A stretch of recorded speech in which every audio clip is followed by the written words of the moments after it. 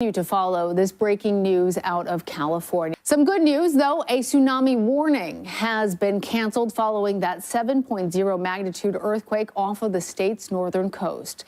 That earthquake struck 235 miles northwest of San Francisco. That was about 60 miles from Ferndale. Large waves are still being reported in the area, and officials have ordered evacuations in some areas. They're urging people, of course, to get to higher land and to avoid the coastline, even though that tsunami warning has at this point now been canceled. CBS News correspondent Carter Evans joins us from Los Angeles. Carter, even for California, a 7.0 magnitude earthquake, that's a big one. And when we're talking just 60 miles off of California's coast, that's pretty close. Talk to us, give us some context for understanding.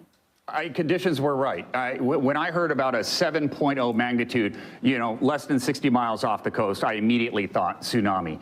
And you've got a little time to prepare because the waves are going to take a little while to get to shore, generally traveling around 30 to 40 miles per hour through the ocean. That's how they can essentially time when they think the waves are going to hit.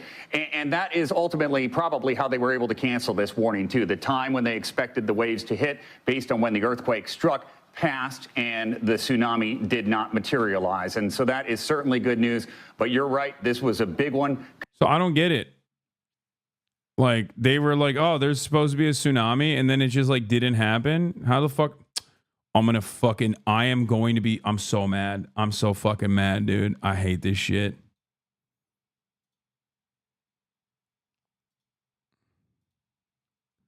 Okay, I fixed it.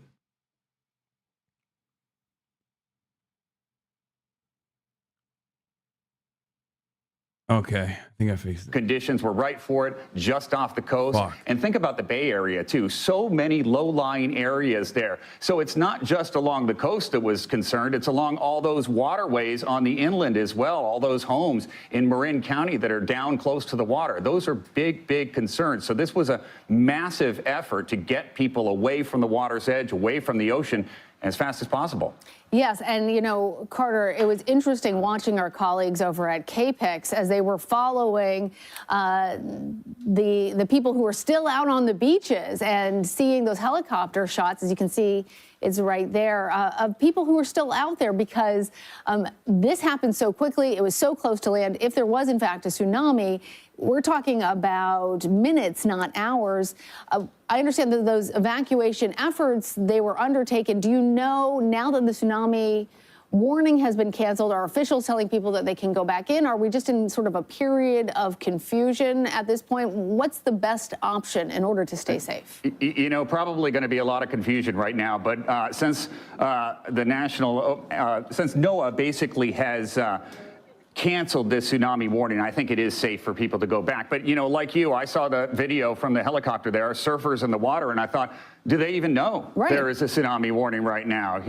There's no communication with them out there. They may not even have any idea. And then you do get some looky-loos that will go down to the beach and try and see if they can see it. Now, one of the clear signs that a tsunami is about to occur is often the water recedes. So it would look like an extreme low tide. And a lot of times, if people haven't been warned, that's enticing. People want to walk out. They can pick up shells and things like that. It's a strange sight to see. That did not occur, fortunately. Very, very fortunate. What the fuck is going on with this computer, bro?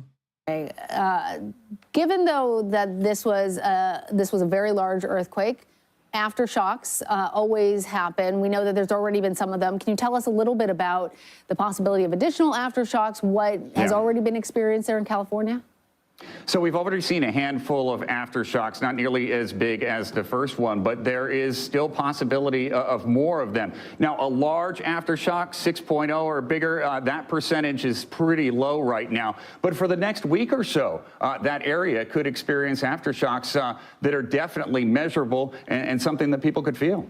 Carter Evans out there for us in Los Angeles. Glad that you and everyone in California are safe and that tsunami warning is now over. Thanks, Carter.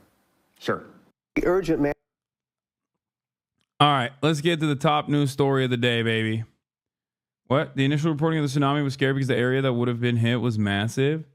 I'm so glad the tsunami didn't materialize. Yeah, this is insane. So are we just cooked next time? Is that what it is? And by we, I mean San Francisco for the most part. Like, this shit could happen potentially. I can't help but feel like God is punishing us with first the likes of Donald Trump and now also with this. Don't bore me, baby girl. Sorry. We've been getting a lot of warning shots in Southern California as of late. All of a sudden, Chicago doesn't seem so bad. Chicago never seemed bad.